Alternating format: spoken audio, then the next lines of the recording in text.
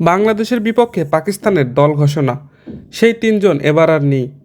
বাংলাদেশের বিপক্ষে 3 ম্যাচের টি-20তে সিরিজের জন্য 15 সদস্যের স্কোয়াড ঘোষণা করেছে পাকিস্তান। সালমান আগাকে অধিনায়ক করে ঘোষণা করা এ দলে জায়গা পাননি বাবর আজম, মোহাম্মদ রিজওয়ান ও শাহিন শাহ আফ্রিদি। পেসার নাসিম শাহকে স্কোয়াডে রাখা হয়নি। এছাড়া চোটের কারণে বাংলাদেশ এই টি-20 সিরিজে নেই অলরাউন্ডার সাদাব খান ও পেসার হারিস রৌফ। দীর্ঘদিন ধরে কাঁধের সমস্যায় ভুগছিলেন সাদাব খান। সম্প্রতি যুক্তরাজ্যে সফল অস্ত্রোপচার করিয়েছেন।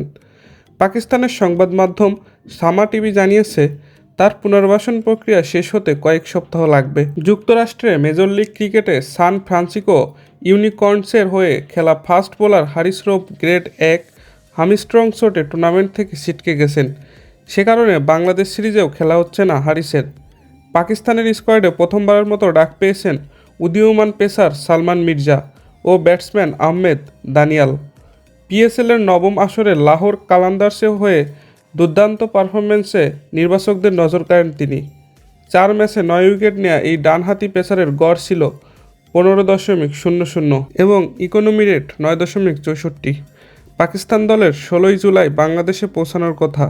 মিরপুর শেরেবাংলা জাতীয় ক্রিকেট স্টেডিয়ামে 20, 22 ও 24 জুলাই 3টি টি-20 ম্যাচ অনুষ্ঠিত হবে। এর আগে চলতি বছরের মে মাসে ঘরের মাঠে বাংলাদেশকে 3-0 ব্যবধানে টি-20 সিরিজে হোয়াইট ওয়াশ করেছিল পাকিস্তান।